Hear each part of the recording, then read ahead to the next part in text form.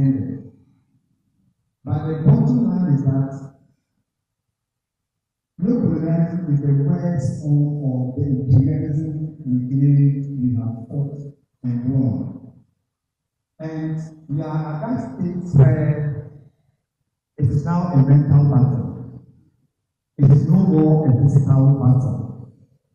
So we continue to play on our intelligence in a manner that it continues to make us lose self-confidence in everything that we do. For instance, we talk about racism, and they try to end racism. And then they will say, when you are going to start football matches, for instance, you are going to kneel down to protest, as a protest against racism.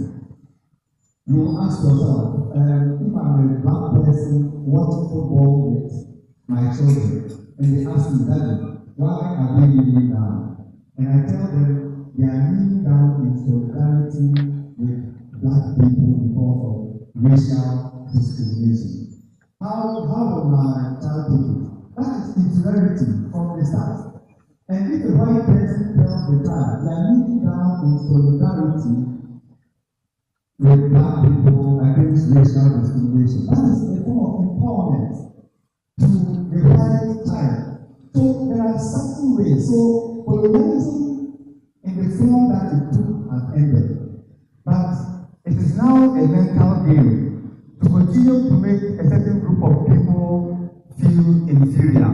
But having skipped all my presentation, my conclusion is in these two questions that I want to ask, and then probably try to talk about the answer now or when we come for the discussion. That while Europe, even though we claim Africa taught civilization, our youth seems to find Africa in one end and Europe on the other end, and they wish to be on that end. So why?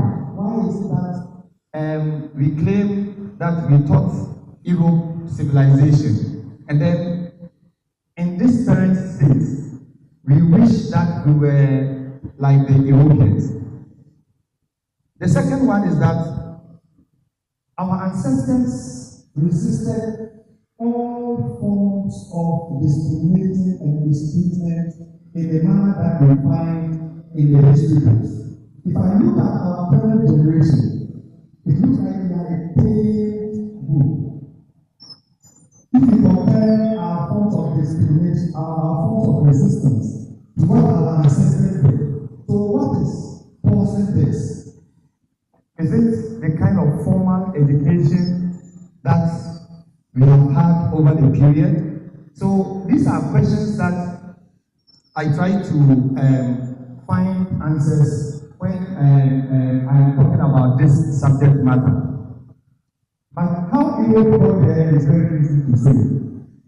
It's very easy to talk about how Europe during the Middle Ages were intrinsically controlled by the church in all phases of life, economic, social, and political.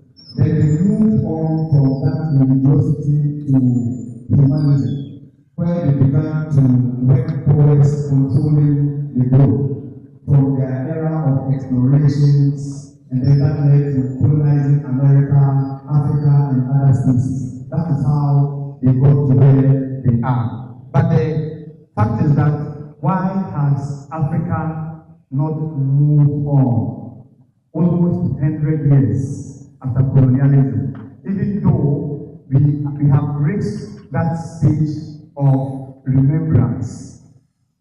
Now we remember, but why haven't we moved on? What do we teach our students in the universities, like the professor spoke about? And then the answer is found.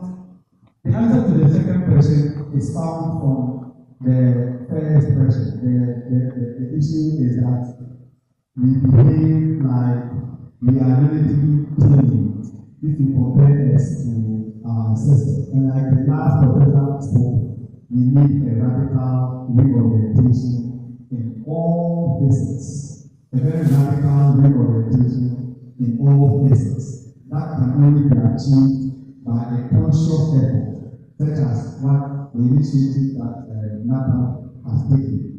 And then we all need to